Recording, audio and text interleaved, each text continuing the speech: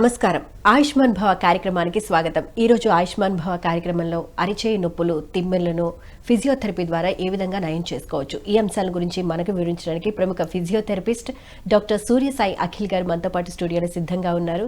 వారిని అడిగి మరిన్ని విషయాలు తెలుసుకుందాం. అదేవిధంగా డాక్టర్ గారితో మీరు మాట్లాడాలి అనుకుంటే స్క్రీన్ మీద స్క్రోల్ అవుతున్న నెంబర్కి కాల్ చేసి మాట్లాడగలరు. డాక్టర్ గారు నమస్కారం అండి. నమస్కారం. డాక్టర్ గారు, ఈరోజు టాపిక్ అరిచేయి నొప్పులు, తిమ్మెర్లు. అంటే ఈ టాపిక్ ఎంచుకోవడంలో ముఖ్య ఉద్దేశం ఏంటి అంటే, అరిచేయి నొప్పులకి అంత అంటే ఫిజియోథెరపీ చేయించుకునేంత ఇంపార్టెంట్ ఉందంటారా?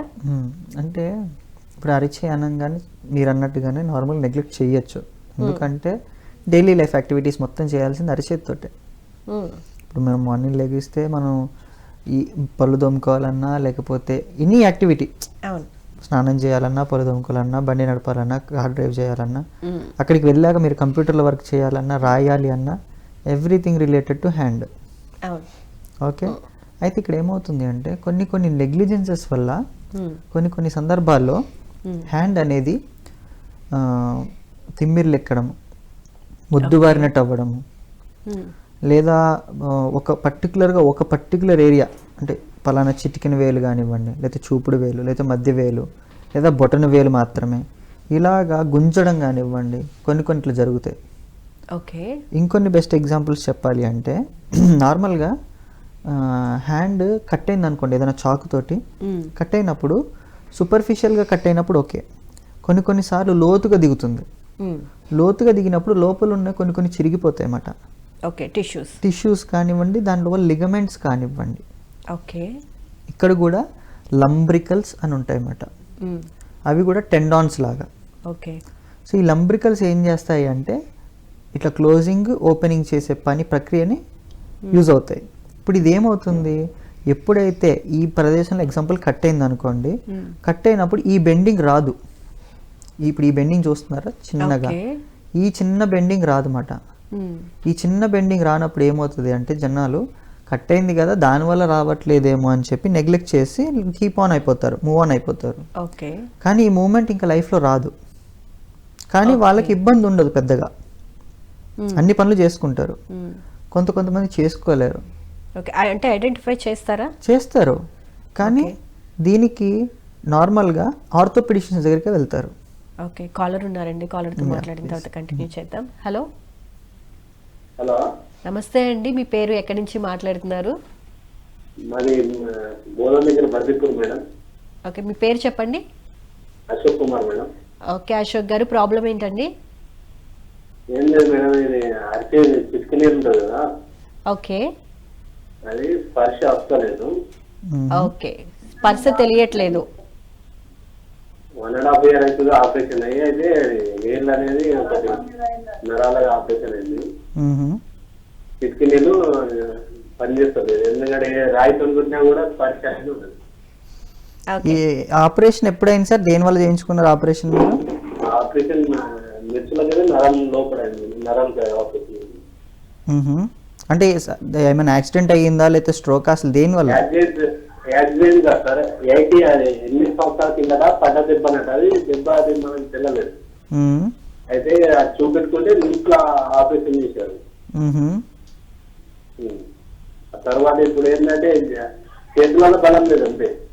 దెబ్బ ఎప్పుడు తగిలింది సార్? 8 ఏళ్ళు అవుతుందా సార్? 8 years అవుతుందా సార్ మీకు దెబ్బ తగిలి? అది దెబ్బ తగిలి 8 years అవుతుందట. అది ఎంఆర్ఐ స్కానింగ్ లో చెప్పారు. అది ముదిరిపోయింది. ఆపరేషన్ ఎన్ని సంవత్సరాలు అయింది మీకు?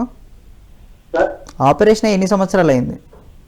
ఆపరేషన్ ఇప్పుడు 2 years అవుతుంది సార్, ఫిబ్రవరి. 2 సంవత్సరాలు అవుతుంది.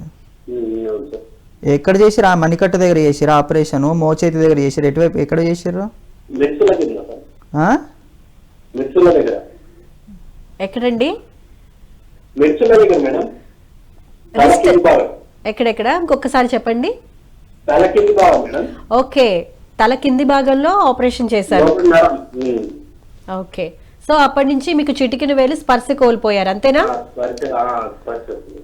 ఓకే. అంటే మేడం ఇది రిపోర్ట్స్ చూస్తే కానీ చెప్పలేము. ఎందుకంటే ఇప్పుడు ఈయనకు జరిగిన ఆపరేషన్ మెడ దగ్గర జరిగింది. మెడ దగ్గర అంటే మనకి C1, C2 ఇంతకుముందు సర్వైకల్లో మాట్లాడుకున్నప్పుడు 7 bones మాట్లాడుకున్నాం మనం. C1, C2 జరిగినప్పుడు ఏమో ఒక ఏరియా ఎఫెక్ట్ అవుతుంది. ఓకే. C3 C4 ఒక ఏరియా ఎఫెక్ట్ అవుతుంది, C5 C6 C7 ఒక ఏరియా ఎఫెక్ట్ అవుతుంది. ఓకే. సో ఈయనకి ఎక్కడ ఆపరేషన్ జరిగింది అనే దాన్ని బట్టి ఒక ఏరియా వచ్చి ఓన్లీ భుజానికి మాత్రమే పనిచేస్తుంది, ఒక ఏరియా వచ్చి మోచేతి వరకు ఉంటుంది, ఒక ఏరియా మొత్తం చేతికి పనిచేస్తుంది. అయితే మనకి డివైడ్ అవుతాయండి ఇక్కడ 3 నరాలు, చేతికి ఎప్పుడు 3 నరాలు ఉంటాయి. ఓకే. 3 నరాలు ఏంటంటే రేడియల్, అల్నారు, ఇంకోటి మీడియన్. ఓకే. ఈ 3 నరాలతోనే చేయి కదులుతుంది. ఒక నరం వచ్చి ఈ 3 ఏళ్ళకి, ఒక నరం వచ్చి 2 ఏళ్ళకి, ఒకటి వచ్చి ఈ కదలికకి. ఓకే. ఈ 3 ఉంటేనే చేయి కదులుతుంది. ఇందులో ఏ నరం దెబ్బతింటుంది? ఇప్పుడు ఎగ్జాంపుల్ ఆయన చెప్పిన దాని ప్రకారం అల్నార్ నర్వ్లో డ్యామేజ్ ఉంది ఆయనకి, లేదా అల్నార్ నర్వ్ యొక్క స్పర్శ కోల్పోయింది, లేదా అల్నార్ నర్వ్ అనేది ఎక్కడైతే రూట్ వాల్యూ ఉందో అక్కడ ఏదైనా దెబ్బతిని ఉండాలి. దానివల్ల ఏమవుతుంది అంటే ఇప్పుడు ఆయన అడుగుతుంది ఏంటిదంటే ఇప్పుడు ఉట్టి చిటికెన వేళ లేకుండా ఈ చిటికెనెల సైడ్ మొత్తం ఈ భాగం అంతానా, ఇక్కడ కూడా స్పర్శ లేదా చేతి దగ్గర, అలాగ మొత్తం ఎగ్జామిన్ చేయాలి. ఓకే. ఇప్పుడు ఆయన చెప్పేది ఒక్కటే చెప్తున్నారు, ఇది ఇక్కడ వరకే ఉంది అంటే ఒక రకమైందండి, ఆపరేషన్కి దీనికి సంబంధం లేదు. ఒక్కవేళ ఉట్టి వేలుకే అయితే ఓకే, ఓకేనా, వేలుకి కాకుండా మొత్తం ఈ భాగం అంతా లేదు అంటే అప్పుడు మళ్ళీ దానికి ఏమైనా లింక్ ఉండొచ్చు. ఓకే. ఇది ఏంటిదంటే ఎగ్జామిన్ చేయాలి అంటే ఫస్ట్ ఆయన రిపోర్ట్స్ చూడాలి, అసలు ఎక్కడ ఆపరేషన్ జరిగింది, ఆపరేషన్ ఏ నరువుకి జరిగింది, ఏ రూట్ వాల్యూకి జరిగింది, జరిగిన తర్వాత ఈయన ఏం చేశారు. నార్మల్గా ఎనీ నర్వ్ ఇంజురీస్ మనం ఫిజియోథెరపీలో స్టిమ్యులేషన్ చేయాలండి మెయిన్. ఓకే. నర్వ్ స్టిమ్యులేషన్ అంటమాట. నరానికి ఆపరేషన్ జరిగిన తర్వాత నరం అనేది బలహీనపడిపోతుంది, దాని యొక్క సెన్సేషన్ తగ్గుతుంది. ఓకే. సో నర్వ్ స్టిమ్యులేషన్ చేస్తున్నప్పుడు ఏమవుతుంది అంటే నరం అనేది ఫామ్ అవడం స్టార్ట్ అవుతుంది, దాని యొక్క కోల్పోయిన గుణాన్ని మళ్ళీ రీగెయిన్ అవడం స్టార్ట్ అవుతుంది. సో ఎప్పుడు కూడా దానికి టైం ఫ్రేమ్ ఉంటుంది మళ్ళీ. ఓకే. ఆ టైం ఫ్రేమ్లోనే రీగెయిన్ అవ్వాలి కూడా. సో నార్మల్గా మనం చూసుకుంటే 6 months నుంచి 1 year 1.5 years అలా ఉంటుంది. ఓకే. ఏదన్నా ఒక నరువు దెబ్బతిన్నప్పుడు పూర్తిగా కట్ అయిపోతే వేరు, మళ్ళీ ఓకే అటాచ్ ఉంటే వేరు. ఓకే. కొంచెం కండిషన్ బట్టి కండిషన్ బట్టి రికవరీ రేట్. అటాచ్ ఉంది నంబు ఉంటే అది వేరు, అటాచ్మెంట్ లేదు దాన్ని రీఅటాచ్ చేయాల్సిందే, ఆప్షన్ లేదు మీకు. ఒక్కసారి నరువు కంప్లీట్గా కట్ అయింది అనుకోండి మళ్ళీ రీఅటాచ్ అన్న చేయాలి, లేదు అంటే అది గ్రో అయ్యేదాకానే ఎదురు చూడాలి. అంటే అది గ్రోయింగ్ స్టేజ్లో ఉందా లేదా అనేది కూడా తెలుస్తుంది మళ్ళీ మనకి ఎగ్జామిన్ ద్వారా. ఓకే. అది నార్మల్గా మనకి ఏ నర్వ్ అయినా సరే అసలు అక్కడ వర్క్ అవుతుందా లేదా అనేది ఈఎంజీ ద్వారా తెలుస్తుంది, లేదా NCV nerve conduction velocity test అంటమాట. ఓకే. సో దాని ద్వారా తెలుస్తుంది. సో ఇప్పుడు ఫర్ ఎగ్జాంపుల్ ఈయనకు అన్నట్టు ఈయనకి ఏం చేస్తామంటే ఎన్సివి చేయడం వల్ల అసలు నరం ఎక్కడ వరకు ఏమంటాము సప్లై అవుతుంది. బ్లడ్ సప్లై లాగే ఇప్పుడు నరువు ఇక్కడ నుంచి ఇక్కడ వరకు ఉందండి, ఇక్కడ వరకు వచ్చే సెన్సేషన్ ఆగిపోతుంది, ఇక్కడ వరకు వచ్చే సెన్సేషన్ ఆగిపోతుంది, ఇక్కడ వరకు వచ్చే సెన్సేషన్ ఆగిపోతుంది అనేది ఎన్సివిలో తెలుస్తుంది. ఓకే. సో ఎక్కడైతే ఆగిపోతుందో మనకు అర్థమవుతుంది అన్నమాట, ఓకే ఈ పర్టికులర్ ఏరియా వరకు నర్వ్ సప్లై ఉంది, దాని యొక్క సెన్సేషన్ ఉంది, ఆ తర్వాత లేదు. అలా ఎగ్జామిన్ చేసి ఆయనకి తెలుసుకోవచ్చు. ఓకే. సో అటువంటి కండిషన్లో మరి ఫిజియోథెరపీ జరుగుతుందా? అన్ని ఖచ్చితంగా నేను అదే చెప్పాను మీకు, నర్వ్ ఎనీథింగ్ ఫిజియోథెరపీలో ఫస్ట్ చేయాల్సింది nerve stimulation. Okay. Nerve stimulation ఎవరు చేస్తారు? ఫిజియోథెరపిస్టులు మాత్రమే చేస్తారు. కండిషన్లో సర్జరీ అయింది అంటున్నారు, కాకపోతే మనకి క్లియర్ ఇన్ఫర్మేషన్ లేదు. బట్ కానీ ఒకవేళ సర్జరీ అవ్వలేదు అనుకోండి, సర్జరీకి దీనికి సంబంధం లేదనుకోండి, సో మరి ఇక్కడ ఈ టచ్ చేస్తే తెలియట్లేదు అనే సెన్సార్ పోయింది కదా, మరి ఏం చేయాలంటే? అదే చెప్పాను మళ్ళీ, ఇప్పుడు దానికైనా నాకు ఎగ్జామినేషన్ అవసరం అండి. ఓకే. దానికైనా నేను ఏం చేయాలి? ఎన్సీవీ చేయాలి. మళ్ళీ ఎన్సీవీ చేసినప్పుడు నాకు ఆ ఫ్లో ఉంది కానీ నర్వ్ యొక్క సెన్సేషన్ లేదు అన్నప్పుడు ఏం చేస్తాము? వితౌట్ ఎనీ ఆపరేషన్ ఫిజియోథెరపీ ద్వారా రీగెయిన్ చేయొచ్చు. నర్వ్ డ్యామేజ్ ఉంది లోపల, అప్పుడు ఏం చేస్తాము? ఇది డ్యామేజ్ అవ్వకుండా దీన్ని కాపాడడం కోసం ఫిజియోథెరపీ చేస్తాం సర్జరీ అయ్యే వరకు. ఓకే. నర్వ్ సెన్సేషన్ లేదండి, ఆయన కదపలేరు, ఇంకొక థెరపిస్ట్ కదపలేదు, ఆయన చేసుకోవట్లేదు, ఇదేమైపోతుంది? డ్యామేజ్ అయిపోతుంది అంతేగా, బలహీనపడిపోయి స్టిఫ్ అయిపోయి బిగుసుకుపోయి రాయలాగా అయిపోతుంది. ఫిజియోథెరపిస్ట్ ఏం చేస్తారు? ఆపరేషన్ అయ్యే వరకు దీన్ని ఫ్రీగా ఉంచుతారు అన్నమాట, ఆపరేషన్కి సహకరించేలాగా ఉండేలాగా. ఓకే. ఎప్పుడైతే ఆపరేషన్ చేస్తారో మళ్ళీ ఫిజియోథెరపీలోకి వస్తుంది. ఓకే. ఫిజియోథెరపీ ఇలా సహాయపడుతుంది వాళ్ళకి ఆపరేషన్ కాకుండా ఉన్నప్పుడు. ఆపరేషన్ అయిన తర్వాత ఆబ్వియస్గా దాన్ని మళ్ళీ దాని యొక్క మూమెంట్ రావాలి, రీగైన్ అవ్వాలి, కాబట్టి దానికి నర్వ్ స్టిమ్యులేషన్ ఇస్తూ దాని యొక్క మూమెంట్స్ని ఎడ్యుకేట్ చేస్తూ ఎక్సర్సైజ్ ట్రైనింగ్ చేయాలి. గ్రిప్ స్ట్రెంథనింగ్ పర్సన్ తెలుస్తుందా అప్పుడు మరి? ఓకే, అంటే నార్మల్ ఎంత కండిషన్ అనేది మళ్ళీ చెప్పలేమండి. ఓకే 100% అనేది చెప్పలేము. అది 50% వస్తుందా, 60% వస్తుందా, 80% వస్తుందా అనేది మీ పర్సనల్గా నర్వ్ మీద డిపెండ్ అయి ఉంటుంది. మీ బాడీలో నర్వ్ గ్రో అవ్వాలి, దానికి సహకరించడమే వైద్యుల పని. నేనేం చేస్తున్నాను, నర్వ్ మంచిగా గ్రో అయ్యి దాని యొక్క అవుట్పుట్ మంచిగా రావడం కోసం నేను స్టిమ్యులేషన్ పెడుతున్నాను. ఇప్పుడు నేను స్టిమ్యులేషన్ పెట్టలేదు అనుకోండి, దాని యొక్క నర్వ్ గ్రోత్ చాలా టైం తీసుకుంటుంది, ఈ లోపు కాంప్లికేషన్స్ పెరుగుతాయి. ఓకే అంతే కదా మేడం? అంతే కదా. ఇప్పుడు కాంప్లికేషన్స్ పెరగకుండా ఉండాలంటే ఏం చేయాలి? కాంప్లికేషన్స్ ప్రివెంట్ చేసుకుంటూ నేను రిహాబ్ పార్ట్ చేసుకుంటూ వెళ్తూ ఉంటే మీ కాంప్లికేషన్స్ రాకుండా ఉంటాయి, మూమెంట్ అనేది ఇంకా బాగా గెయిన్ అయ్యేలాగా ఉంటుంది. అంటే పర్సంటేజ్ పెరుగుతుంది, రికవరీ పర్సంటేజ్, మూమెంట్ యొక్క పర్సంటేజ్ పెరుగుతుంది. 50% వచ్చేది 60%, 70% ముందు అవ్వచ్చు. చేయించుకోవాలి, సర్జరీ తర్వాత చేయించుకోవాలి. చేయించుకుంటే బెటర్. నెక్స్ట్ కాలర్ ఉన్నారండి, కాలర్ తో మాట్లాడదాం. హలో హలో, నమస్తే అండి. నమస్తే అండి, మీ పేరు? జయప్రకాష్ రావు అండి. జయప్రకాష్ రావు గారు, ఎక్కడి నుంచి అండి? నర్సాపేట మండలం, పల్నాడు జిల్లా. ఓకే అండి, ప్రాబ్లం ఏంటండి? సైడ్ పడుకుంటే చెయ్యంత ముద్దుబారిపోతుందండి. సైడ్ కి పడుకుంటే చెయ్యి ముద్దుబారిపోతుంది. ముద్దుబారిపోయి వయసు ఎంత సార్ మీది? వయసు 35. షుగర్ ఏమైనా ఉందా సార్? ఏం లేదండి, థైరాయిడ్ కూడా లేదండి. ఎంతసేపు పడుకుంటారు సార్? ఒక సైడ్ పడుకుంటే కుడివైపు ఎడమ వైపా? ఎటు కొనుక్కున్నా వస్తుందండి, ఒక సైడ్ వస్తుంది. అవును సార్, ఎటువైపు వస్తుంది, కుడివైపు ఎడమ వైపా? కుడివైపు అండి. కుడివైపు ఎక్కువ పడుకుంటారా మీరు? అవునండి. సార్ అంటే మీకు ఎలా ఉంటుంది చెయ్యి అంతా? అంటే ఇప్పుడు సంక లోపల నుంచి అనిపిస్తుందా, లేకపోతే మోచేతి దగ్గర అనిపిస్తుందా, అరిచేతి దగ్గర అనిపిస్తుందా? మోచేతి మొత్తం మొద్దుబారి బాగా తిమ్మిరెక్కడం, బాగా గట్టిగా ఇస్తే గానీ మామూలుగా స్ట్రెస్ రావట్లేదు. అంత కాసేపు మళ్ళీ ఒక 10 నిమిషాలు అయితే తెలిసిపోతుంది మళ్ళీ. అయితే మీరు కుడివైపు పడుకోవడం తగ్గించండి సార్, మరి తగ్గిస్తే బాగుంటుంది. ఎందుకంటే కుడివైపు పడుకోవడం వల్ల మీకు నొప్పి వస్తుందని మీకు క్లియర్గా తెలుస్తుంది. దాని అర్థం ఏంటిది, అక్కడ నరం నొక్కుంటుంది. ఇప్పుడు బలహీనత ఉంది మేడం మీకు. ఇప్పుడు నా బాడీ తీసుకుందాం, నేను ఎగ్జాంపుల్ డైలీ ఎక్సర్సైజ్ చేస్తాను. ఎక్సర్సైజ్ చేసినప్పుడు నా బాడీ ఏంటి, అన్ని మజిల్స్ ప్రాపర్ స్ట్రెంత్లో ఉంటాయి. స్ట్రెంత్ ఉన్నప్పుడు నేను ఎటు పడుకున్నా కూడా నా మజిల్స్ ఏం చేస్తాయి, నా యొక్క బాడీ వెయిట్ని ఆపుతాయి. ఇప్పుడు నేను ఫర్ ఎగ్జాంపుల్ నేను బలహీనంగా ఉన్నాను, ఓకే, వైటమిన్ డి డెఫిషియన్సీయో, B12 డెఫిషియన్సీయో, లేకపోతే కాల్షియం డెఫిషియన్సీయో, వాట్ ఎవర్ ప్రోటీన్ డెఫిషియన్సీయో ఉంది. ఆ డెఫిషియన్సీస్ లేకపోయినా బలహీనంగా ఉన్నాను, స్ట్రెంత్ లేకుండా. ఇప్పుడు నేను ఏం చేస్తున్నాను, నా ఈ యొక్క భాగాన్ని నేను పడుకొని ఒత్తుతున్నాను బలంగా. పడుకోవడం వల్ల ఏమవుతుంది, ఒత్తిడే కదండి. ఈ ఒత్తినప్పుడు ఏమవుతుంది, ఇందులో నుంచే నరాలు వెళ్తాయి. ఈ నరం ఏమవుతుంది, ఇప్పుడు ఇలా ఉండాల్సిన పార్ట్ ఇలా క్లోజ్ చేసి నొక్కి పెడుతున్నాము. నొక్కి పెట్టినప్పుడు ఆయన అదే చెప్తున్నారు, ఇట్లా నొక్కడం వల్ల ఆయనకి ఏమవుతుంది, నరం నొక్కుకుపోయి ఆ భాగం అంతా తిమ్మిరెక్కినట్టు అవుతుంది. తర్వాత ఈయన లెగిసిన 10 నిమిషాలకి బ్లడ్ సర్క్యులేషన్, నర్వ్ సప్లై అంతా నార్మల్ కాబట్టి మూవ్మెంట్ చేయగానే ఫ్రీ అవుతుంది. ఎగ్జాంపుల్ చెప్పమంటారు, ఇప్పుడు మీరు నేను గంట సేపు కూర్చున్నాం మేడం, 3-4 గంటలు కూర్చున్నాక లెగిస్తే మన కాళ్ళు ఏమవుతాయి, తిమ్మిర్లు ఎక్కుతాయి. ఆయనకు అదే జరుగుతుంది. నైట్ పడుకునేటప్పుడు ఒక సైడే పడుకుంటున్నారు, అది తగ్గిస్తే ప్రాబ్లమ్ సాల్వ్. దీనికి మళ్ళీ ఫిజియోథెరపీయా లేకపోతే డాక్టర్ల దగ్గరికి ఇవన్నీ అవసరం లేదు. తగ్గించి కొంచెం ఆయన జనరల్ ఫిట్నెస్ మెయింటైన్ చేసుకుంటే చాలు. అంటే వీక్ అంటున్నారు కదా, మరి ఆ వీక్ లోంచి బయటపడాలంటే అదే అంట, జనరల్ ఫిట్నెస్ ఆయన చేసుకునే కెపాసిటీ ఉన్న మనిషి ఆయన. ఇప్పుడు ఆయనకి ఏమీ లేదు, ఏమీ తెలియట్లేదు అంటే పోనీ ఒక కన్సల్టేషన్ వెళ్ళి ఒక ఫిజియోథెరపీ దగ్గరికి వెళ్ళి జస్ట్ ఏమేమి ఎక్సర్సైజ్ చేయాలి అంటే ఒకరోజు చూపించేస్తారు, అవి మళ్ళీ ఇంటికి వచ్చి చేసుకుంటే అయిపోతుంది. సింపుల్. అంటే ఆయన మీద డిపెండ్ అయి ఉన్నది, ఇది మెడికల్ కండిషన్ కాదు. ఇది మెడికల్ కండిషన్ అయితే మనం ఏమైనా భయపడాలి లేకపోతే సజెస్ట్ చేయాలి, ఇంకోటి మెడికల్ కండిషన్ కాదు.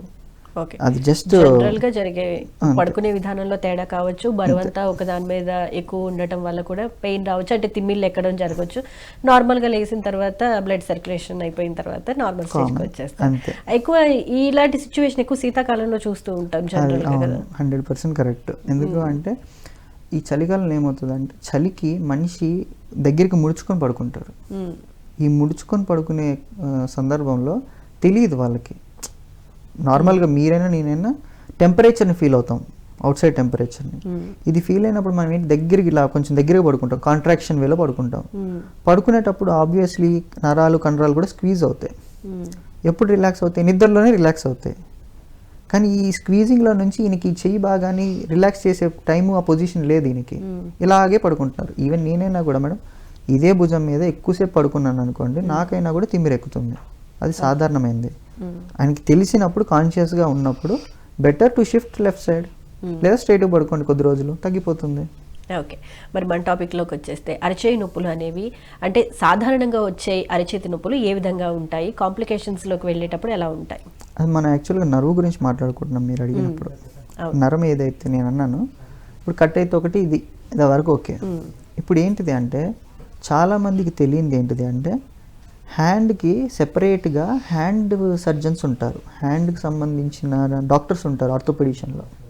ఓకే, అంటే జనరల్గా మీరు ఎప్పుడైనా విని ఉంటారు, నార్మల్గా మోకాళ్ళ నొప్పులకు, నడుము నొప్పికి, వెన్ను నొప్పికి, లేకపోతే ఏ కండరాల నొప్పులకైనా సరే, ఎముకల నొప్పులకైనా ఆర్థోపెడిషన్ అంటాం.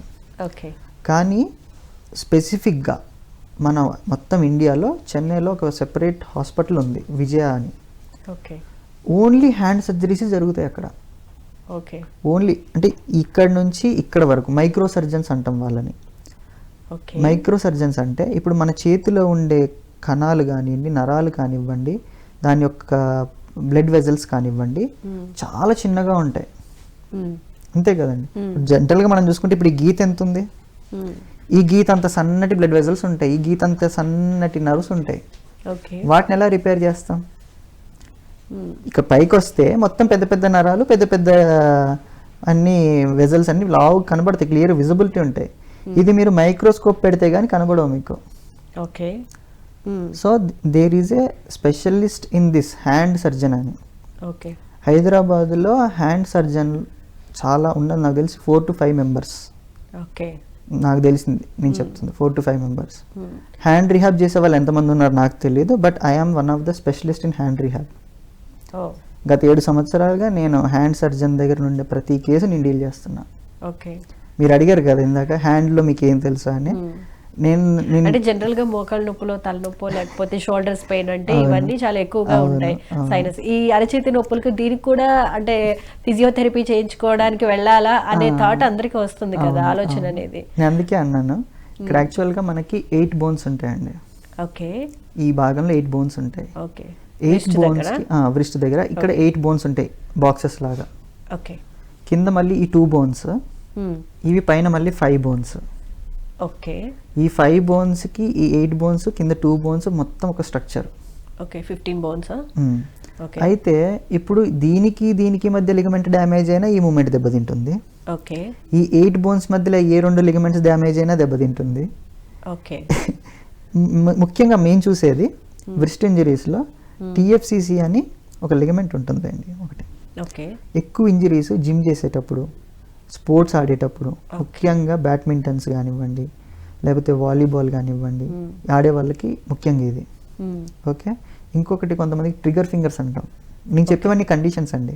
ఓకే, ట్రిగర్ ఫింగర్ అంటాం అంటే వేలు ఇలా ముడిచి ఓపెన్ చేస్తున్నప్పుడు ఒక్కొక్కసారి ఒక వేలు ఇలా అటకాయించుకుపోతుంది, ఇట్లా.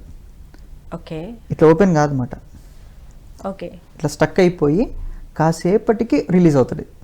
ఓకే, ఇక్కడ దాన్ని ట్రిగర్ ఫింగర్ అంటామన్నమాట. ఇక్కడ ట్రిగర్ అవుతూ ఉంటుంది, ఇదో కండిషన్.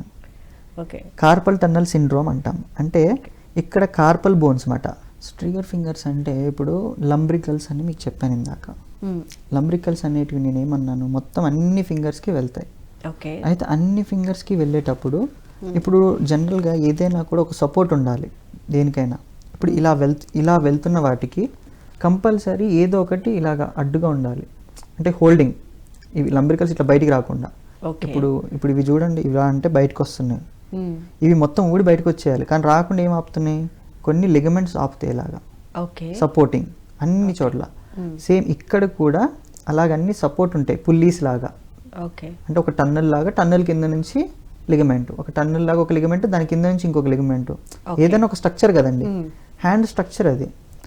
అయితే ఈ ట్రిగర్ ఫింగర్ ఉన్నప్పుడు ఏమవుతుంది అంటే ఈ ఏదైతే సన్నగా ఉన్న టెండాన్ ఏదైతే ఉందో అది దాంట్లో చిన్న వాపు వచ్చినట్టు అవుతుంది. చిన్న వాపు వచ్చినట్టు. ఈ వాపు ఏమవుతుంది, ఇప్పుడు పుల్లికి ఆల్రెడీ ఫిక్స్డ్ సైజు, ఇప్పుడు పుల్లి ఏం చేస్తుంది, పుల్లిలో నుంచి ఆ వాపు వెళ్ళాలి. ఓకే, వెళ్ళేటప్పుడు ఏమవుతుంది, ఇలా అనగానే ఆగిపోతుంది, వెళ్ళనివ్వదు కదా. బలంగా పుల్లి చేస్తే తక్కువ వదిలేస్తుంది ఒక్కసారిగా. ఓకే, అంతే కదండి. ఆ పుల్లిలో నుంచి లిగమెంట్ ఫ్రీగా ఇట్లా మూమెంట్, ఇదిగోండి ఇది మూమెంట్, ఇట్లా ఇట్లా ఇట్లా. ఇప్పుడు దీంట్లో ఎక్కడైనా వాపు ఉంది అనుకుందాం, ఇక్కడ పుల్లి ఉంది, ఏమవుతుంది, అడ్డుకున్నట్టు ఉంటుంది ఇట్లా వెనక్కి అనేటప్పుడు. సో బలవంతంగా ట్రై చేసినప్పుడు ఏమవుతుంది అంటే టక్కుమని రిలీజ్ అయిపోతుంది, అప్పుడు సడన్గా పెయిన్ వస్తుంది. ఓకే, ఈ వాపు బాగా పెరిగిపోయింది అనుకోండి, ఈ ఫింగర్ రాదు ఇంకిట్టు, ఓకే, స్ట్రక్ అయిపోతుంది. ఇంకా అప్పుడు మీరు బలవంతంగా అన్నారు అనుకోండి, లోపల చిరిగిపోయి అంత నొప్పి వస్తే ఎలా ఉంటుందో అలా ఉంటుంది. ఓకే, సో అప్పుడు ఏం చేస్తారు అంటే క్రానిక్ స్టేజ్లో సర్జికల్ ప్రొసీజర్ అనమాట, మైల్డ్కి చిన్న ఘాటు పెట్టి, ఇప్పుడు ఈ లైన్స్ ఉన్నాయి కదా, ఈ మేము చెప్పిన హ్యాండ్ సర్జన్స్ ఏం చేస్తారు అంటే వాళ్ళు దీంట్లో ఆరితేరు ఉంటారు కాబట్టి ఈ లైన్స్లో కలిసిపోయేలాగా ఓకే చిన్న ఘాటు పెట్టి దాన్ని రిలీజ్ చేసేస్తారు. ఓకే, రిలీజ్ చేసేసాక నార్మల్ మూమెంట్ అయిపోతుంది. విత్ ఇన్ 24-48 అవర్స్లో ఫ్రీ హ్యాండ్ మళ్ళీ మీరు నార్మల్గా యథావిధిగా వాడుకోవచ్చు. ఓకే, మళ్ళీ రిపీట్ అవుతుందా ఏదైనా ఇన్ కేస్? ఆ ఫింగర్కి రాదు కానీ వేరే ఫింగర్స్కి వచ్చే అవకాశం ఉంటుంది. ఎందుకు అలాగా? దీనికంటే రిలీజ్ చేసేసారు కాబట్టి ఓకే ఫైన్, మిగిలిన వాటికి కాదు కదా. సో ట్రిగర్ ఫింగర్ ఎప్పుడు కూడా 3-4 రీజన్స్ ఉంటాయి రావడానికి. ఒకటి ఓవర్ యూసేజ్, లేదా ఓవర్ స్ట్రెస్, అదొకటి. రెండోది వచ్చి మీకు షుగర్, బీపీ, థైరాయిడ్ ఇట్లా కొంచెం ఎఫెక్ట్ అయిన వాళ్ళకి బాడీలో ఏదో ఒక పార్ట్ ఎఫెక్ట్ అవుతుంది. నేను ఆల్రెడీ చెప్పాను మీకు, ఏ పార్ట్ అనేది చెప్పలేము. Trigger finger is also one of the thing. Okay, ముఖ్యంగా అంటే ఎక్కువ యూసేజ్ చేసే వాళ్ళకి అండ్ బీపీ, ఓవర్ యూసేజ్, అదే చెప్తాను. ఓవర్ యూసేజ్ అంటే నేను ఈరోజు ఫర్ ఎగ్జాంపుల్ నేను కిలోమీటర్ పరిగెట్టగలుగుతాను అంటే ఓకే, 2 కిలోమీటర్ బలవంతంగా పరిగెడితే నా హార్ట్ నా బాడీ యాక్సెప్ట్ చేయదు అన్నట్టు ఇది కూడా అంతే. ఓకే, ఇంకా రీజన్స్ తెలుసుకుందామండి కాలర్తో మాట్లాడిన తర్వాత. హలో హలో, నమస్తే అండి, మీ పేరు, ఎక్కడి నుంచి మాట్లాడుతున్నారు? అరుణ, హన్మకొండ అండి. ఓకే అరుణ గారు, ప్రాబ్లం ఏంటండి? ఇది వేళ్ళు చక్కగా పని చేసుకోవడానికి వస్తలేవు మా చెల్లికి. ఓకే, ఏజ్ ఎంత అండి? ఏజ్ 45 ఉంటుందండి. 45 years. ఇంకేమైనా ప్రాబ్లమ్స్ ఉన్నాయి, హెల్త్ ఇష్యూస్? కొంచెం మొక్కల నొప్పులు, కొంచెం. ఓకే, డాక్టర్ గారితో మాట్లాడండి, ఇంకా క్లియర్ గా చెప్పండి. 45 అన్నారండి. 45. షుగర్, బీపీ ఏమైనా ఉందా అమ్మా?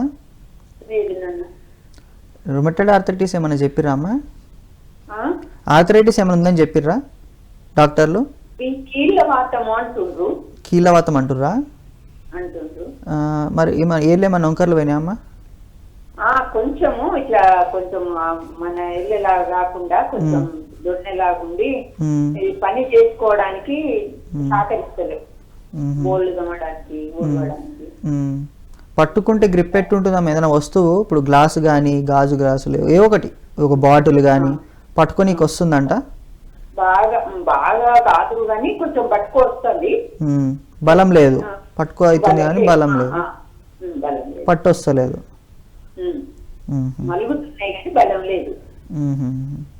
అమ్మా నాకు దీనికి 2 ఆప్షన్స్ ఉంటాయి అమ్మా. ఆల్రెడీ ఆవిడ నాకు తెలిసి కీలవాతానికి సంబంధించిన మెడిసిన్ వాడుతున్నారేమో నాకు తెలిసి. సో ఇక్కడ ఏమవుతుందంటే అండి, రుమటైడ్ ఆర్థరైటిస్ కూడా నేను చెప్పాను ఇంతకుముందు మన రుమటైడ్ ఆర్థరైటిస్ గురించి మాట్లాడుకున్నప్పుడు, ఓవర్ ఇన్ఫెక్షన్ ఉంటే ఈ వేలు అనేవి వంకర్లు పోతాయి అటు ఇటుగా. దీనికి కూడా సర్జరీ చేసి కరెక్ట్ చేస్తారు మళ్ళీ నార్మల్ హ్యాండ్ లాగా, కానీ మూవ్మెంట్ మాత్రం నార్మల్గా రాదు, వంకర్లు మాత్రమే కరెక్ట్ అవుతాయి. అంటే ఇప్పుడు ఎవరైనా చూసారనుకోండి, సాధారణంగా మనం ఎక్కడికో బయటకు వెళ్తున్నాము, ఈ వంకర్లు ఉన్నాయి అనుకోండి, ఇలా అడ్డదిడ్డంగా ఇట్లా, ఇప్పుడు ఇట్లా ఉన్నాయి, ఎట్లా పడితే అట్లా ఉన్నాయి చూడండి. ఇప్పుడు ఈ వేలు ఇట్లా చూస్తే ఎవరిని ఏమనుకుంటారు? ప్రాబ్లం ఉంది అనుకుంటారు. చూడ్డానికి కూడా కొంచెం ఎబ్బెట్టుగా ఉంటుంది, ఫీల్ అవుతాం. ఇప్పుడు డాక్టర్లు ఏం చేస్తారు అంటే కరెక్టబుల్ అంటాం. కరెక్టబుల్ అంటే ఇప్పుడు దీంట్లో జిగురు పదార్థం కరెక్ట్గా ఉండి ఇది మూమెంట్ చేసే పరిస్థితుల్లో ఉంటే దీనికి మూమెంట్ వచ్చేలాగా సర్జరీ. ఇది ఎక్కువ తినేసి మొత్తం వంకరకి వెళ్ళిపోయింది, దీన్ని ఫ్యూజ్ చేసేస్తారు ఇలాగా, ఇంక దీంట్లో కదలిక ఉండదు, ఇక్కడ ఇది ఫ్యూజ్ అయిపోతుంది. అలాగా దేనికి దానికి ఎగ్జామిన్ చేసి ప్రతి జాయింట్, ప్రతి మూమెంట్, ప్రతి ఒక్క లిగమెంట్ ఇవన్నీ ఎగ్జామిన్ చేసి పూర్తిగా రాసిన తర్వాత మీకు ఎక్స్ప్లెయిన్ చేస్తాం అన్నమాట మేము. ఇది సర్జరీ చేయాలా, లేదు సర్జరీ అవసరం లేదు, ఫిజియోథెరపీ తోటి ఏమైనా అవుతుందా, లేదు ఫిజియోథెరపీ కూడా కాదు, మీ అంతటి మీరు ఏమైనా చేసుకోవచ్చా, స్టేజ్ వైజ్. ఓకే. ప్రతిదీ గుర్తుపెట్టుకోండి, అక్యూట్లో ఉన్నప్పుడు ఏది ప్రాబ్లం కాదు. అక్యూట్లో ఉన్నప్పుడు everything is curable, everything is treatable. Chronic స్టేజ్కి వెళ్ళాకే ఇంకా దాన్ని ఇంకా ఏంటిదంటే ఉన్న దానితోనే మనం సర్దుకుపోవాలి. అట్లీస్ట్ వంకరగా ఉన్న వేళ్ళు నార్మల్ చేసుకోవచ్చు, కానీ ఆ ఫ్లెక్సిబిలిటీ అనేది ఉండదు. ఫ్లెక్సిబిలిటీ ఉండదు. కానీ ఇప్పుడు ఎగ్జాంపుల్ నేను అంటున్నాను కదండి, అలాగా చాలా మంది వస్తారు. నేనే చేశాను రిహాబ్. ఓకే. నేను రిహాబ్ చేసిన కేసులే చెప్తాను, చాలా మంది ఉన్నారు. ఒక 2-3 చెప్తాను ఎగ్జాంపుల్. ఇలా మొత్తం వంకర్లు వెళ్ళిపోయి ఆర్థరైటిస్ వేళ్ళు వస్తే నేను చూసి షాక్ అయిపోయాను. అసలు ఒక షేప్ లేదు, జెడ్ షేప్ అంటాం చూడండి, జెడ్ షేప్ లో ఉంటాయి ఫింగర్స్. ఓకే. అసలు ఆ మూమెంట్ చూస్తే అసలు ఏంటిదా అనిపిస్తుంది అనమాట. వాళ్ళు ఏం చేస్తారంటే డాక్టర్ గారు ఇప్పుడు ఏదైతే షేప్ కరెక్టబుల్ ఉందో అది చేసేసి మిగిలింది ఫ్యూజ్ చేస్తారు. ఫర్ ఎగ్జాంపుల్ ఇలా ఫ్యూజ్ చేశారు అనుకోండి, ఇప్పుడు ఇలా ఫ్యూజ్ చేసినప్పుడు ఇది ఫంక్షనల్, ఇప్పుడు ఈ మూమెంట్ అన్న వస్తుంది. ఈ ఫంక్షనల్ ఏం చేస్తాం, కనీసం ఒక గ్లాస్ పట్టుకొని నీళ్ళన్నా తాగుతాం, లేదని ఒక వస్తువు పట్టుకోగలుగుతాం ఇలా ఉంటే. అదే జెడ్ షేప్ లో ఉన్నప్పుడు ఆలోచించండి ఒకసారి, ఫింగర్స్ ఏదైనా ఒక వస్తువుని పట్టుకోగలుగుతామా, కనీసం ఏదైనా ఒక వస్తువు తీయగలుగుతామా, తీరే ఇలా ఉండిపోతుందా ఇంకా అంతే ఫిక్స్. అది ఓకే. జెడ్ జాక్ అంటే కూడా చాలా బెటర్ కదండి. ఇప్పుడు అదే అంటున్నాను, ఒకసారి ఊహించుకోండి, మీరు 3D ఇమాజినేషన్ చేసుకోండి. జస్ట్ ఫింగర్స్ ని ఒక అడ్డదిడ్డంగా అసలు వంకర టింకర్ గా హోల్డ్ చేయడానికి పాసిబిలిటీ ఉండదు, పాసిబిలిటీ ఉండదు, చూసే వాళ్ళకి బాగోదు. ఇట్లా obviously we are living in a society. Human nature ఏంటి, అట్లీస్ట్ గలీజ్గా కనబడకపోయినా కనిపిస్తే చాలా నార్మల్గా అన్న ఫీలింగ్లో ఉంటాం. సో అప్పుడు ఏంటిది, ఈ మూమెంట్స్ వచ్చేలాగా ఫంక్షనల్ చేస్తాం అన్నమాట. సో డాక్టర్స్ ఏం చేస్తారంటే ఏవేవి మూమెంట్స్ వస్తే అవి చూసి మిగతా వాటిని ఫ్యూజ్ చేసి రిహాబ్కి పంపిస్తారు మా దగ్గరికి. మేమేం చేస్తాం, ఈ ఫంక్షనల్ ఆక్యుపేషనల్ థెరపీ అంటమాట. ఈ ఫంక్షనల్ థెరపీ రావడం కోసం మేము ట్రైన్ చేస్తాం అన్నమాట. రీఎడ్యుకేషన్, రీట్రైనింగ్ ఎక్కువ ఉంటుంది. ఓకే. సో అలాగా చాలా మంది, మీరు నమ్మరు మేడం, ఇది ఒకటే నేను చెప్తున్నాను, ఈ 3 వేళ్ళతోటి రిహాబ్ చేసినవి ఉన్నాయి, ఓన్లీ 3 ఫింగర్స్. ఓకే. అసలు వేళ్ళే లేని వాళ్ళకి వేళ్ళు పెట్టి, ఏవి ఒరిజినల్ వేలు నేను అనేది, ఆర్టిఫిషియల్ కాదండి, ఆర్థోటిక్స్ నార్మల్గా బయట తయారు చేసినవి కాదు, వేరే డెడ్ బాడీ నుంచి తీసి మన బాడీలో కణాలను యాడ్ చేసి దాన్ని ఫ్లాబ్ కింద, మనకి ఇక్కడ కొవ్వు భాగం ఎక్కువ ఉంటుంది అనమాట, అక్కడ బోన్ మ్యారో దగ్గర బ్లడ్ సప్లై కూడా హ్యూజ్ ఉంటుంది, అక్కడ ఫ్లాప్ వేసి దానికి కూడా ఒక మూమెంట్ వచ్చేలాగా, దానికి కూడా ఒక పని చేసుకునేలాగా సర్జరీ చేస్తారు మా డాక్టర్. అలా చేసిన వాటికి కూడా రిహాబ్ చేసాం మేము. అదే చెప్తాను, అంటే 0 నుంచి ఎంతో కొంత ప్లస్ అయిన వాళ్ళే ఉన్నారు కానీ మైనస్ అయిన వాళ్ళు లేరు. సో ఆ యాక్టివిటీ ఇస్తారన్నమాట. సో నేను అదే అంటున్నాను మేడం, నేను కూడా బిఫోర్ నేను జస్ట్ గ్రాడ్యుయేషన్ అయి వచ్చిన కొత్తలో హ్యాండ్ అంటే నేను కూడా మీకులాగా ఆలోచించాను, అసలు హ్యాండ్లు ఇంత ఉంటుందా అని. ఎప్పుడైతే నేను ఒక హ్యాండ్ సర్జన్ దగ్గర ఇవన్నీ చేయడం స్టార్ట్ చేశానో చాలా అంటే చాలా ఉన్నాయి. నన్ను స్వతహాగా ఇప్పుడు మీ ద్వారా చాలా మందికి తెలిసిన తర్వాత నాకు చాలా ఫోన్స్ వస్తాయి కూడా, సార్ మాకు ఈ ప్రాబ్లం ఉందండి మీరు చెప్పినట్టు టీవీలో, నాకు మరి ఏం చేయమంటారు అంటే నేను కన్సల్టేషన్ వచ్చి తీసుకోమని చెప్తాను అనమాట. సో ఇది ఒక ప్రాసెస్ అంతే మేడం. ప్రతి ఒక్కరికి ప్రాబ్లమ్స్ ఉంటాయి, అవేర్నెస్ ఉండదు. అవును, దాన్ని సీరియస్గా తీసుకోరు ఫస్ట్ ఆఫ్ ఆల్. సరే, మరి ట్రిగ్గర్ ఫింగర్స్కి సంబంధించి రీజన్స్? అదే మ్యామ్, రీజన్స్ ఆల్రెడీ మనం డిస్కస్ చేసుకున్నట్టు ఓవర్ యూసేజ్ ఒకటి, షుగర్ ఒకటి, లేదా థైరాయిడ్ ఇలా ఏదైనా ఉన్నప్పుడు, లేదంటే ఏదైనా ఇంజరీ జరిగింది అనుకోండి ఎప్పుడన్నా, ఇంజరీ జరిగిన తర్వాత దానివల్ల కూడా ఒక్కొక్కసారి ఇది ఫామ్ అవుతుంది. ఇంకొకటి ఏంటంటే మళ్ళీ హెవీ వెయిట్స్ లిఫ్ట్ చేసే వాళ్ళకి కూడా, హెవీ వెయిట్ లిఫ్ట్ చేసే వాళ్ళకి, ఎందుకంటే గ్రిప్ వాళ్ళకి ఎక్కువ ఉండాలి కాబట్టి వాళ్ళు దాన్ని ఓవర్ ప్రెషర్ యూజ్ చేసి, ఓవర్ స్ట్రెస్ చేసి దానివల్ల కూడా ట్రిగ్గర్ ఫింగర్స్ ఫామ్ అవుతాయి. ఓకే, 2 రకాలు చెప్పినట్టున్నారు కదా ట్రిగ్గర్ ఫింగర్స్లో. ఎటువంటి టైప్స్ ఉంటాయి? ఒకటే మేడం, ట్రిగ్గర్ ఫింగర్ ఒకటే ఉంటుంది. ట్రిగ్గర్ ఫింగర్ కాకుండా వేరే కండిషన్స్ చెప్తున్నాను మీకు నేను. ట్రిగ్గర్ ఫింగర్ అనేది ఒక కండిషన్, ఇది మనం క్లినికల్గా ఇంకొకటి ఏంటిదంటే డిక్విరెన్స్ అంటమాట. డిక్విరెన్స్ అంటే ఈ తంబు, ఎగ్జాంపుల్ మాట్లాడుకోవాలి అంటే ఇవాళ రేపు మా దగ్గరకు వచ్చే కేసెస్ కూడా ఎక్కువ ఫోన్ యూజ్ చేసేవాళ్ళు, ముఖ్యంగా గేమ్స్ ఆడతారు చూడండి టీనేజ్ వాళ్ళు, ఫోన్లు వాడి ఆడి ఆడి ఆడి ఈ తంబు ఇంకా ఎలా అంటే మూమెంట్ చేయడానికి కూడా చాలా ఇబ్బందిగా ఉంటుంది వాళ్ళకి. ఇప్పుడు మనకి ఈ తంబు ఈ మూమెంట్ కావాలి, అపోజింగ్ మూమెంట్స్ అంటమాట. మాకు అర్థం ఏంటంటే అబ్డక్షన్, అడక్షన్. సో ఈ మూమెంట్ రావాలి, లేదా ఫ్లెక్షన్, ఎక్స్టెన్షన్ అనుకోండి, ఎలా అయినా ఓకే. ఇది ఫ్లెక్షన్, ఇది ఎక్స్టెన్షన్, ఇది అబ్డక్షన్, అడక్షన్, ఈ మూమెంట్స్ కావాలి. ఇప్పుడు ఏమవుతుంది అంటే ఈ భాగం అనేది చాలా సివియర్ పెయిన్ వస్తూ ఉంటుంది. ఇక్కడ వరకు ఉంటుంది, ఒక్కొక్కసారి అది ఇక్కడ వరకు కూడా ఉంటుంది, స్ప్రెడ్ అయిపోతుంది అన్నమాట పెయిన్. సో ఈ పెయిన్ వచ్చినప్పుడు ఎలా ఉంటుంది అంటే మీరు ఈ తమ్ముతోటి అసలు ఏం చేయలేరు. ఏదైనా పట్టుకోవాలంటే కూడా ఇదంతా జువ్వమని లాగిన ఫీలింగ్ ఉంటుంది, ఏదో పుల్ చేస్తున్నట్టు లోపల నుంచి గట్టిగా. ఓకే, స్వెల్లింగ్ వస్తుందా ఈ ప్లేస్? ఖచ్చితంగా ఈ వాపు ఉంటుంది, ఈ ప్రదేశంలో వాపు ఉంటుంది. ఓకే, రిస్ట్ దగ్గర నుంచి కొంచెం పైకి కరెక్ట్ గా రిస్ట్ ప్లేస్ లో అనుకోండి, ఇక్కడ ఓకే ఇంత భాగంలో కొంచెం స్వెల్లింగ్ ఉంటుంది ఖచ్చితంగా. సో ఈ స్వెల్లింగ్ ఉన్నా లేకపోతే ఇక్కడ చాలా పెయిన్గా ఉన్నా ఇమ్మీడియట్గా హ్యాండ్ రిహాబిలిటేషన్ ఎక్స్పర్ట్ని కానీ లేదంటే హ్యాండ్ సర్జన్ కానీ కలవాలి. మనకైతే అపోలోలో ఉన్నారు madam, okay only one surgeon, ఆయన బెస్ట్. నేను ఎప్పుడు నన్ను బ్లైండ్గా ఎవరైనా అడిగితే నేను జనరల్గా ఇట్లాంటి పెయిన్ అంటే స్వెల్లింగ్ రాకపోయినా ఇట్లాంటి పెయిన్ ఏదైనా ఉంది అంటే ఇక్కడ నుంచి ఇక్కడికి ఏదైనా పెయిన్ ఉందంటే పెయిన్ కిల్లర్తో మేనేజ్ చేస్తారేమో చాలా మంది. ఆయన కూడా పెయిన్ కిల్లర్స్ ఇస్తారు ఫస్ట్, కానీ ఏ స్టేజ్లో ఉందనేది మనకు క్లియర్గా ఎవరికి తెలుస్తుంది అంటే ఆ ఎక్స్పర్టైజ్కే తెలుస్తుంది. అందుకే నేను పర్టికులర్గా మెన్షన్ చేసేస్తున్నాను క్లియర్గా, that hand surgeon or a hand rehab expert. Okay, ఇందాక చెప్పారు ఇంకో కండిషన్ చెప్పారు అంటే ఫింగర్ అనేవి ఇట్లా ఇట్లా ఉండిపోతుంది అని చెప్పి, అది ఏ కండిషన్లో జరుగుతుంది? అది ట్రిగర్ పాయింట్. ఓకే, ఇది trigger finger. Okay okay, fix ఈ ఫింగర్ అని కాకపోయినా ఏ ఫింగర్ అయినా కూడా ఇలా అట్క అంటే ఏమంటారు స్టక్ అవుతున్నాయి అంటే definitely that is called trigger fingers. Stuck అయితే స్టక్ కాకుండా పెయిన్ వస్తుంది ఎనీవేర్, ఎక్కడ పెయిన్ వస్తుందో ఆ ప్రదేశాన్ని బట్టి అది దాని యొక్క టెండాన్ పెయినా, లిగమెంట్ పెయినా, లేకపోతే నర్వ్ పెయినా. ఓకే, హ్యాండ్కి కూడా కొన్ని స్పెషల్ టెస్ట్లు ఉంటాయండి. మనం ఇంతకుముందు చాలాసార్లు మాట్లాడుకున్నాం, డిఫరెంట్ కండిషన్స్కి స్పెషల్ టెస్ట్లు చేస్తాం. షోల్డర్ పెయిన్కి ఒక స్పెషల్ టెస్ట్, ఎల్బోకి ఒక స్పెషల్ టెస్ట్, హ్యాండ్కి కూడా కొన్ని స్పెషల్ టెస్ట్లు ఉంటాయి.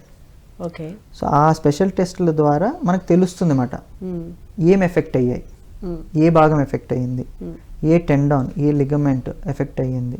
ఎందుకంటే మనకు ఆ ఫ్లెక్సిబిలిటీ, మొబిలిటీ క్లియర్గా అర్థమవుతుంది.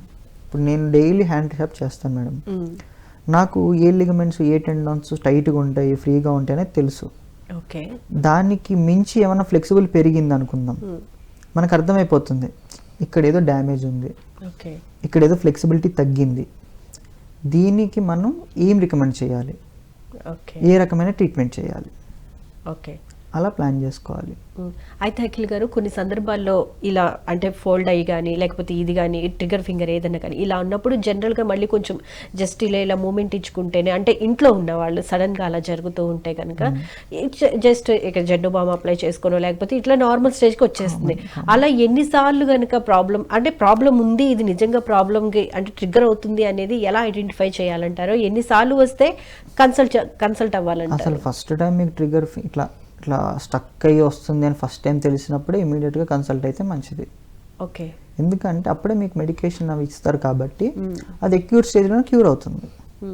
లేదు నార్మల్గా మీరు అన్నట్టు ఇంటి చిట్కాలు చేసుకున్నా కూడా క్యూర్ అవుతుంది, కానీ తర్వాత మళ్ళీ ఇప్పుడు ఓవర్ యూసేజ్ చేస్తున్నారు అనుకుందాం.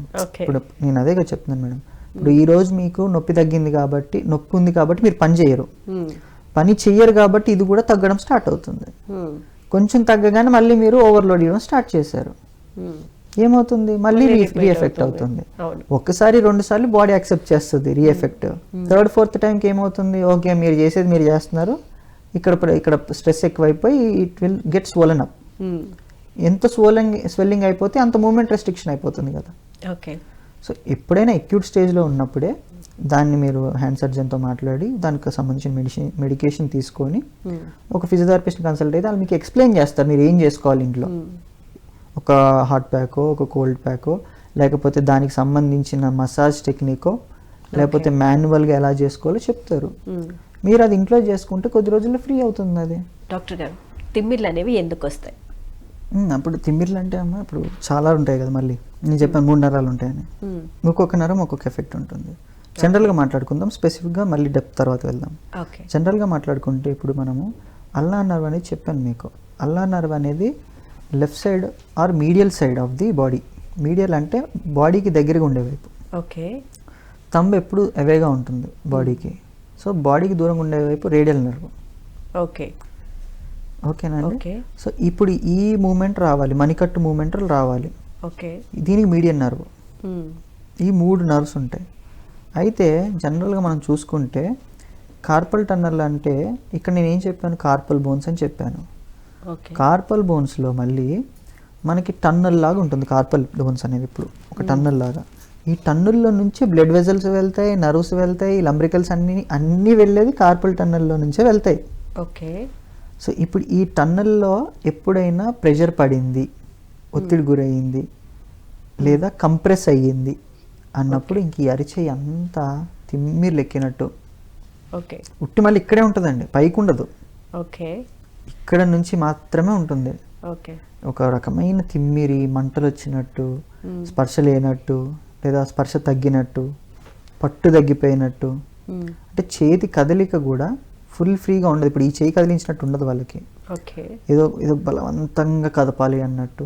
ఏదైనా ఒక వస్తువు, ఇప్పుడు పేపర్ పట్టుకోమన్నాం అనుకోండి, వాళ్ళని ఇలా పట్టుకుంటారు. మీరు లాగితే ఉట్టిగా వచ్చేస్తుంది ఆ పేపర్, గట్టిగా పట్టుకోలేరు. ఓకే. మళ్ళీ ప్రతి ఫింగర్ టెస్ట్ చేస్తుంది దానికి. ఎందుకు అంటే అందులో కూడా టన్నుల్లో కూడా కంప్రెస్ అయినప్పుడు ఎటు సైడ్ ఎక్కువ ఒత్తిడి గురవుతుంది, కొంచెం కుడివైపుకి అవుతుందా, కొంచెం ఎడమ వైపుకి అవుతుందా, లేకపోతే సెంట్రల్గా ఎక్కువ ప్రెషర్ అవుతుందా తెలుస్తుంది మనకి. ఓకే.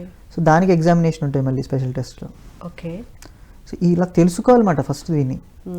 సింపుల్ తిమ్మిర్లు ఎందుకు ఎక్కుతాయంటే అసలు నార్మల్ జనరల్ గా చెప్పేది బ్లడ్ సర్క్యులేషన్ సరిగా లేకపోవడం వల్ల ఎక్కుతాయి, అంతవరకే. బ్లడ్ సర్క్యులేషన్ వేరు, నర్వ్ సప్లై వేరు. ఓకే.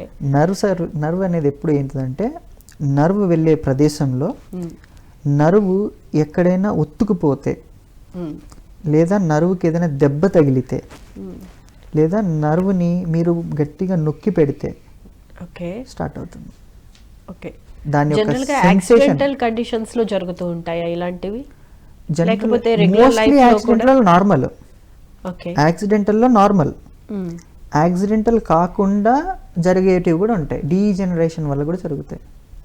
బ్రిస్ట్ డీజనరేషన్. ఇప్పుడు నార్మల్గా డీజనరేషన్ అంటే మనం ఏమనుకుంటాం, మెడ దగ్గర అరిగిపోయింది, భుజం అరిగిపోయింది, మోకాలు అరిగిపోయింది, మణికట్టు కూడా అరుగుతాయి. ఓకే. ఈ మణికట్టులు అరిగినప్పుడు ఆ బోన్స్ అనేటివి నార్మల్గా ఎక్కడ ఉండాలో అక్కడ ఉంటాయి పొజిషన్గా, అలా ఉండవు అన్నమాట. ఉండనప్పుడు ఏమవుతుంది, దగ్గరికి అవుతాయి. అయినప్పుడు ఆ ఒత్తిడి దేని మీద పడితే అక్కడ ఉన్న నరాల మీద పడతాయి, బ్లడ్ వెజల్స్ మీద కూడా పడతాయి. ఓకే. బ్లడ్ వెజల్స్ కంటే ముందు నరం ఎక్కువ ఇబ్బంది పెడుతుంది మిమ్మల్ని. ఓకే. ఎలా ఐడెంటిఫై చేయొచ్చు అంటారు? స్పెషల్ టెస్ట్ ఉంటాయి. ఇప్పుడు ఎగ్జాంపుల్ చెప్తున్నాను, ఇప్పుడు నాకు ఇక్కడ కదా ప్రాబ్లమ్, నేను చెప్తాను ఇట్లా వదిలేసి చెయ్యి ఉంచమని చెప్పాను అనుకుందాం. ఎగ్జాంపుల్ ఇట్లా స్లో ఇట్లా వదిలేసిన తర్వాత 1 minute 2 minutes 3 minutes with in 1 minute నాకు తెలిసిపోతుంది. 1 minute తర్వాత వాళ్ళు నార్మల్ చేయమంటే చేసిన వెంటనే ఇదంతా తిమ్మిరిగా ఉంది అంటారు. ఓకే.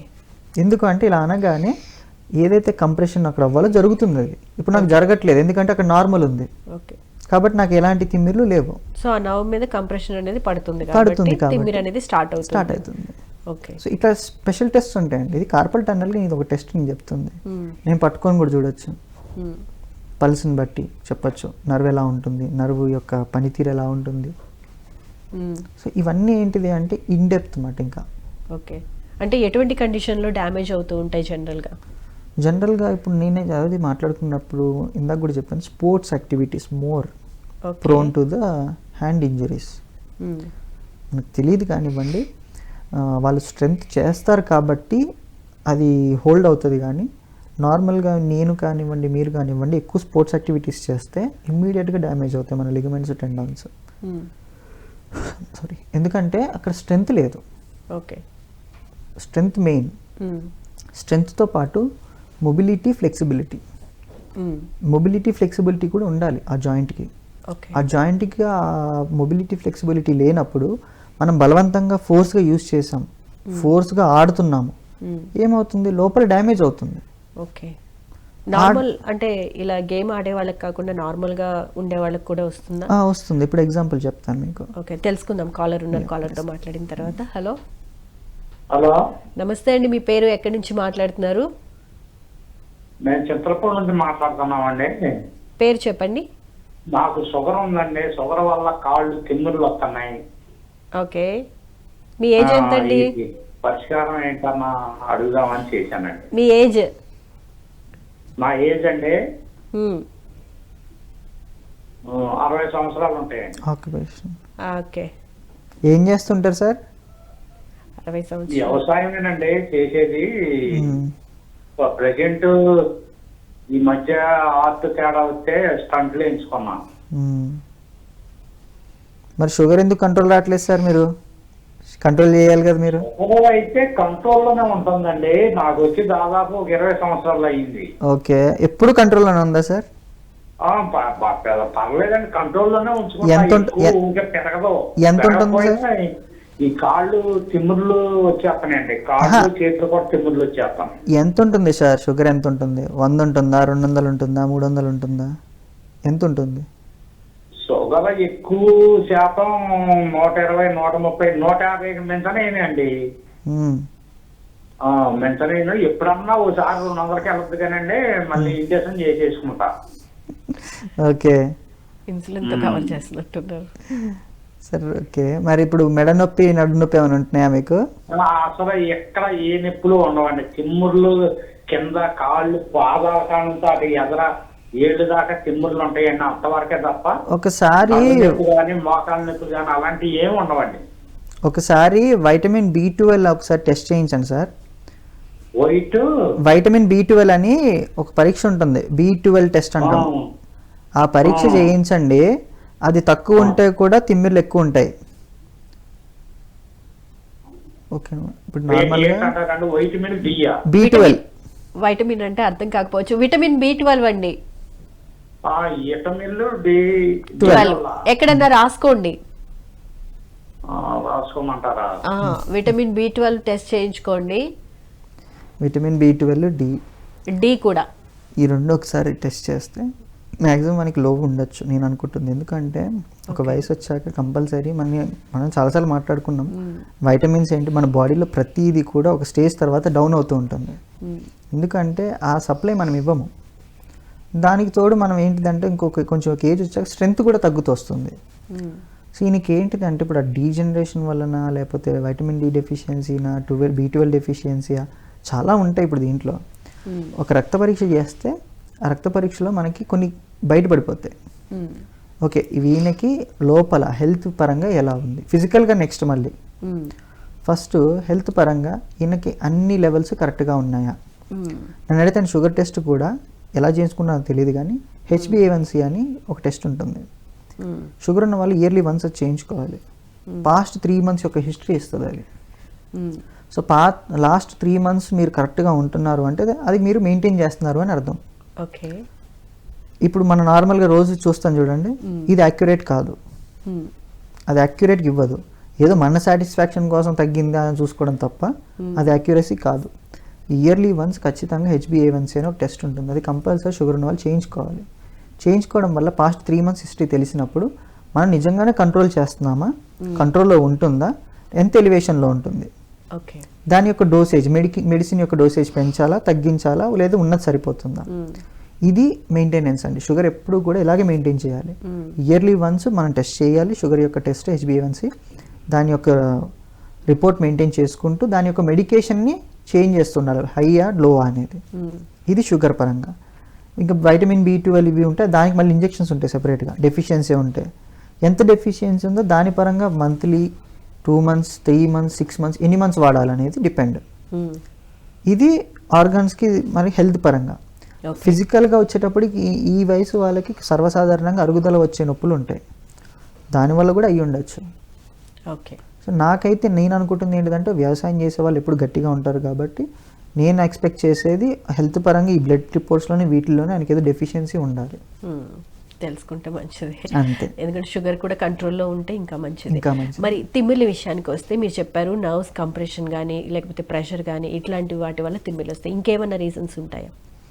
ఇంకా రీజన్స్ అంటే మనం నార్మల్గా ఇందాక మనం మాట్లాడుకున్నాం, పడుకునేటప్పుడు రాంగ్ పోస్చర్లో పడుకున్నా, లేదు ఒక్కొక్కసారి ఏమవుతుందంటే రాంగ్ పోస్చర్లో పడుకోకపోయినా కొన్నిసార్లు మనం చెయ్యి ఇలా పెట్టి పడుకుంటామో తెలియదు, కొంచెం అటు ఇటుగా పెట్టి పడుకున్నప్పుడు ఒక ప్రదేశంలో మాత్రమే తిమ్మిరి ఎక్కుతుంది, భుజమంతా ఎక్కదు. ఒక్కొక్కసారి మోచేయి దగ్గర నుంచో లేకపోతే మణికట్టు దగ్గర నుంచో అవ్వడం జరుగుతుంది. ముఖ్యంగా చెప్పమంటే ఇప్పుడు చెయ్యి ఇలా పెట్టుకుని పడుకునే వాళ్ళు ఉన్నారనుకోండి ఎక్కువ, ఒక్కొక్కసారి నేను అన్నాను కార్పల్ టన్నల్ అని, ఈ టన్నల్ మీద ప్రెషర్ పడి ఈ అరచేయి అంతా తిమ్మిరెక్కుతుంది బాగా.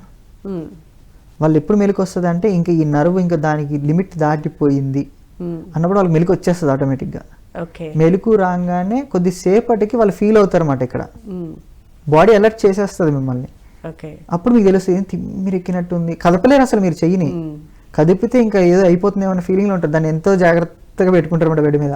కాసేపటికి అదే సెట్ అయిపోతుంది 5-10 minutesకి. సో అలా కూడా తిమ్మిర్లు ఎక్కుతాయి. ఓకే.